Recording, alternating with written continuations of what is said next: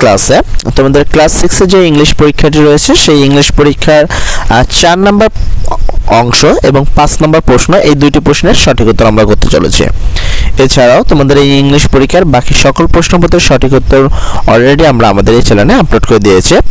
যাদের সেই সকল প্রশ্নপত্রের সঠিক উত্তর চাই তারা চলে যাও এই ভিডিওর ডেসক্রিপশনে, সেখানে গেলে তোমরা একটি প্লেলিস্টের লিংক পাবা, যেখান থেকে এই বাংলা ইংলিশ পরীক্ষার সকল প্রশ্নপত্রের সঠিক উত্তর তোমরা খুঁজে নিতে পারো। তো দেখো, আমরা চলে যাব গ্রামাটিক্যাল পার্টে, যেখানে তোমাদের সর্বপ্রথম দেখাবো 4 নাম্বার, তারপরে দেখাবো 5 নাম্বার প্রশ্ন। 4 নম্বরে বলছে রিড দ্য ফ্লোয়িং স্টোরি, মানে এই গল্পটি পড়ো, অ্যান্ড রিরাইট মানে আবারও তোমাকে এই পুরো গল্পটিকে লিখতে বলছে ইট ইউজিং ক্যাপিটাল লেটার, অর্থাৎ হলো বড় হাতের অক্ষর দিয়ে, আর পাঞ্চুয়েশন অর্থাৎ হলো কমা, দাড়ি, ফুল স্টপ এগুলো ব্যবহার করে, মেক হোয়ার নেসেসারি যেখানে প্রয়োজন সে অনুসারে। তো তুমি এখানে একটি গল্প দেখতে পাচ্ছ, তোমাকে এই প্রশ্নের সঠিক উত্তরে এখানে যেভাবে লেখা রয়েছে তোমাকে হুবহু সেভাবে লিখতে হবে।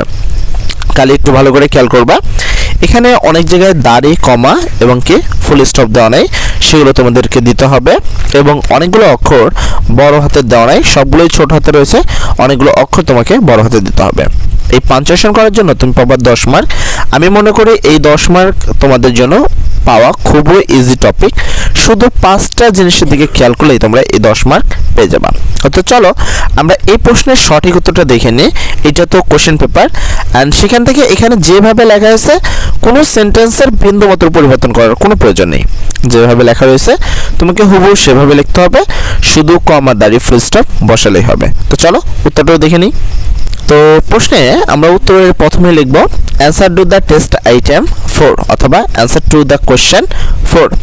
প্রথমে ইনটা বড় হাতের in a small village in Bangladesh, বাংলাদেশের পরে অবশ্যই একটি কমা দিতে হবে, যেটা দেওয়া ছিল না, তোমাকে দিতেই হবে। তারপর there was a river where children love to play, এর পরবর্তী তোমাকে একটি ফুল স্টপ দিতে হবে, এবং ওয়ানের ওটা অবশ্যই বড় হাতের দিতে হবে। ওয়ান ডে, তারপর একটি কমা হবে। A little boy name Rafiq was playing near the river bank, river ব্যাংকের এখানে আবার একটি ফুল স্টপ হবে, অবশ্যই তোমাকে এই ফুল স্টপ দিতে হবে। এই জায়গায় এই প্রশ্নের উত্তরে কিন্তু এগুলো হুবহু ওখানে যেভাবে লেখা আছে ওইভাবে লেখা হচ্ছে, শুধু এই ফুল স্টপগুলো তোমাদেরকে মনে রাখতে হবে যে কোথায় কোনটা দিতে হবে। সাডেনলি এখানে একটি কমা দিতে হবে। He slipped and fell into the water, তারপরে একটি ফুল স্টপ দিতে হবে। A fisherman who was nearby, then এখানে তোমাকে একটি কমা দিতে হবে। Saw him and quickly jumped in to save him, এখানে তোমাকে একটি ফুল স্টপ দিতে হবে। তারপর রফিক ওয়াজ স্কার, তারপর একটি কমা দিতে হবে। বাট দ্য ফিশারম্যান রিসাম হিম, তারপর একটি কমা দিতে হবে। এখানে একটি অ্যাপোস্ট্রোফ কমা তোমাকে ইউজ করতে হবে। তারপর ডি বড় হতে লিখতে হবে ডোন্ট, যেখানে এন এর পরে অবশ্যই তোমাকে আরেকটি অ্যাপোস্ট্রোফ কমা ইউজ করতে হবে। তারপর বলতে হবে ডোন্ট অরি, তারপর আবার একটি কমা ইউজ করতে হবে। আই এম এর জায়গায় আই বড় হাতের হবে, এবং এম এর আগে তোমাকে একটা অ্যাপোস্ট্রোফ কমা ইউজ করতে হবে। Here to help, then invited comma close and full stop. আফটারের এ বড় হাতের হবে। এ ফিউ মিনিট একটি কমা দিতে হবে। দে রিচড দ্য শোর সেফলি, এখানে তোমাকে একটি ফুল স্টপ ইউজ করতে হবে। রফিকের নামটা বড় হাতেরই দেওয়া ছিল, তাই এটা কোনো সমস্যা নেই। Rafiq thanked the fisherman and promised to be more careful, এখানে তোমাকে ফুল স্টপ ইউজ করতে হবে। ফ্রম দ্যাট ডে অন, এখানে তোমাকে একটি কমা ইউজ করতে হবে অনের এখানে। তারপর he always remember the kind man who save হিম, যে তাকে সাহায্য করেছিল। এই ছিল তোমাদের 4 নম্বর আইটেমের সঠিক উত্তর। অবশ্যই তোমাদের এই চিহ্নগুলো অনেক সুন্দর করে খেয়াল রাখতে হবে, তাহলেই তোমরা 10 মার্ক পেয়ে যাবে। তারপরে 5 নম্বর প্রশ্নটি দেখে নিব এবং তার পরবর্তী তার উত্তরটিও দেখে নিব আমরা।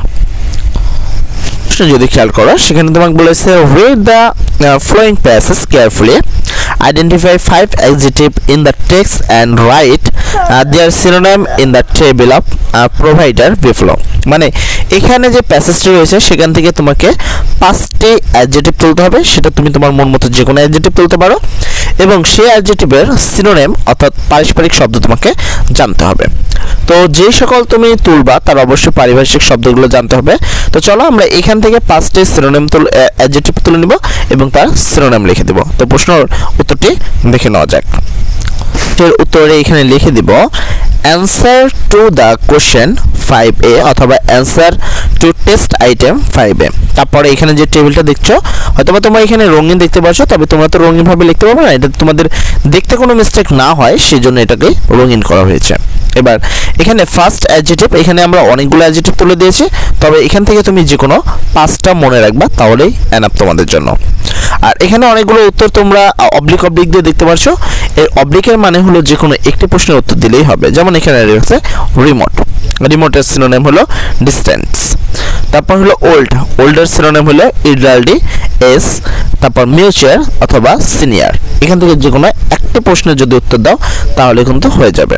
তারপরে 3 নম্বর রয়েছে উইশের পরিবর্তে তোমরা এখানে লিখতে পারো ইন্টেলিজেন্ট অথবা নলেজেবল, যে কোনো একটি লিখলে কিন্তু হয়ে যাবে।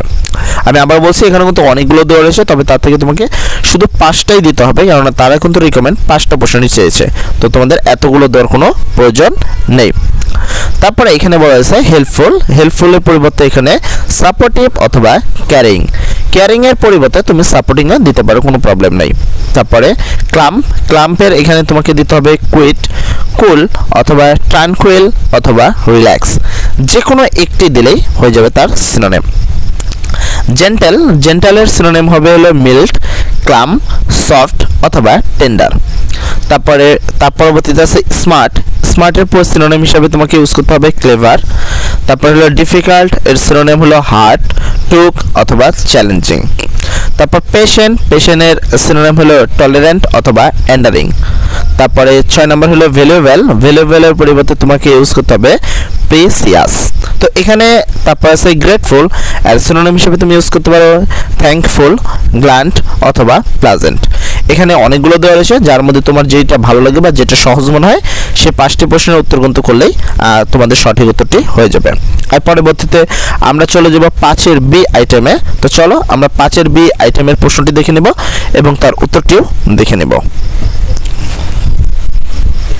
তো 5এর বিতে তোমাকে দেখো বলা হয়েছে read the conversation and right 3 sentence to describe room using at last 5 adjective.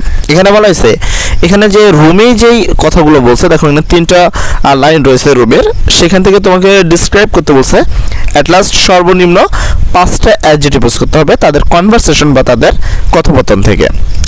এখানে রুমের ফার্স্ট কথা দেখো, of course Tania, let's work on it together, which part are you snack on. এখান থেকে 5টি অ্যাডজেক্টিভ তোমাকে খুঁজে দিতে হবে এবং সেখান থেকে তোমাকে ডিসক্রাইব বা ছোট্ট কিছু বর্ণনা দিতে হবে। ডিসক্রাইবের অর্থ হলো বর্ণনা দেওয়া। তো চলো আমরা এই 5 নম্বরের প্রশ্নের উত্তরটি দেখে নেব। এখানে তোমাকে 5টি অ্যাডজেক্টিভ খোঁজার জন্য 5 মার্ক পাবা, অর্থাৎ প্রত্যেকটি অ্যাডজেক্টিভের জন্য তোমাকে দেওয়া হবে 1 মার্ক। বি নাম্বার উত্তরে তোমাকে প্রথমে লিখতে হবে answer to test item 5B। এখানে তুমি দেখতে পাচ্ছ there can be many version of the answer, অর্থাৎ এখানে অনেক ধরনের উত্তর হতে পারে, তবে আমরা যে উত্তরটি লিখব সেটা মূলত এই উত্তরটুকু, মানে এই 2 লাইন লিখলে তুমি সেই 5 মার্ক পেয়ে যাবা। Rumi is a very helpful and very kind girl. She is always quick to offer help to her friends when they are in travels. She loves solving difficult math with a friend's gesture. তো এখানে যে 2টি line রয়েছে তোমরা যদি খেয়াল করো, এই 2টি লাইনে যদি তুমি উত্তর লিখে দাও তাহলে তোমরা কিন্তু সেই 5 মার্ক তোমরা পেয়ে যাবা। তো এই ছিল তোমাদের আজকের ক্লাসের মূল প্রশ্নপত্র। এছাড়াও এই ইংলিশ পরীক্ষার বাকি সকল প্রশ্নপত্রের সঠিক উত্তর কিন্তু অলরেডি আমরা আমাদের এই চ্যানেলে আপলোড করে দিয়েছি। যাদের সে সকল প্রশ্নের সঠিক উত্তর চাই তারা চলে যাও এই ভিডিও ডেসক্রিপশনে, সেখানে গেলে তোমরা প্লেলিস্টের একটি ছোট্ট লিঙ্ক পাবা, সেখান থেকে তোমাদের এই ইংলিশ পরীক্ষার সকল প্রশ্নপত্রের সঠিক উত্তর দেখে নিতে পারো। সর্বোপরি কথা, সবাই ভালো থাকো। আসসালামু আলাইকুম।